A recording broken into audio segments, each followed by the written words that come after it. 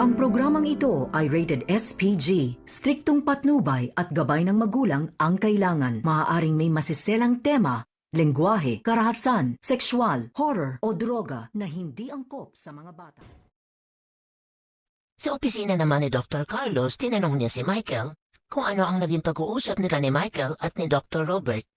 Nung habulin ni Michael si Dr. Robert sa labas, sinabi naman ni Michael na nakausap niya si Dr. Robert Tanyag. At dahil dito mas gusto niyang malaman kung ano ang nangyari kay Dr. Robert at kay Dr. Carlos. At sinabi ni Dr. Carlos na sumugod si Dr. Robert dahil gusto pa rin itong maging relevant sa mag-inang Lynette at Annalyn. Dahil dito binalaan ni Michael si Dr. Carlos na mag-iingat kay Dr. Robert. Dahil ginawa rin daw ito ni Dr. Robert kay Michael at kay Lynette noon. Sa kabilang dako, nag-uusap si Lynette at ang kanyang tiyahin kung ano ang maaaring magbago kung sakaling ikasal na si Lynette kay Dr. Carlos. Na kung dati ang priority lang ni Lynette ay si Annalyn, ngayon naging ang magiging asawa niyang si Dr. Carlos, priority na rin niya.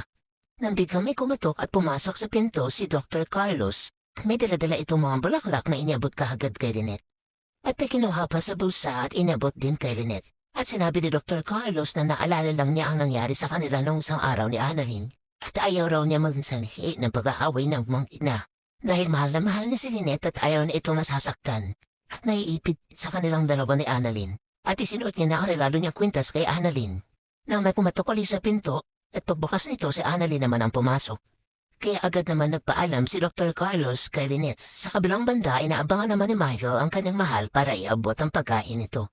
At sabihin na rin na hindi niya ito masusunod dahil a-attend siya sa bachelor party ni Dr. Carlos. At napag-usapan nila ang tungkol sa pasyente na binabantayan ni Doktor na nakararanas ng spousal abuse.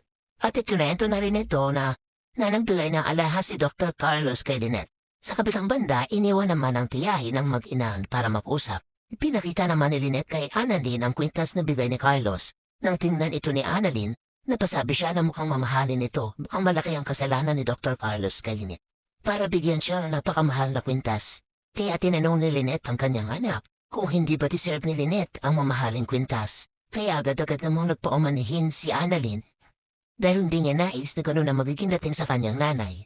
Pagdating ng gabi, nagdina sila Joselito, Lynette at Giselle.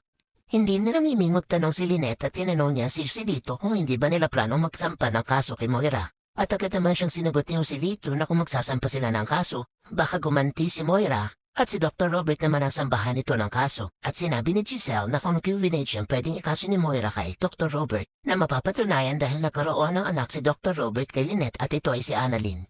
At ayon na ni Joselito at kay Giselle na maipit pa si Annalyn sa pangyayari. At iniingatan ni Joselito na wag lang madamay ang dalawa niyang apo na si Annalyn at si Zoe sa anumang kaguluhan. Kagaya rin ba kayo ni Joselito paano maprotekta ng pamilya? Nagagawin ang lahat para hindi mahirapan ang bawat membro nito. Ating tatandaan na ang Panginoon din ay nag-iingat sa atin sa anumang kapahamakan, pati ang buhay natin ay kanyang iniingatan. Ang Panginoon ang patuloy na nag-iingat sa atin saan man tayo, ngayon at magpakailanman. Kung nagustuhan mo ang aking channel, huwag mo kalimutan mag-comment, i-like, i-subscribe, at i-press mo na rin ang notification bell para lagi kang updated sa aking mga bagong uploaded na video. Thank you and God bless!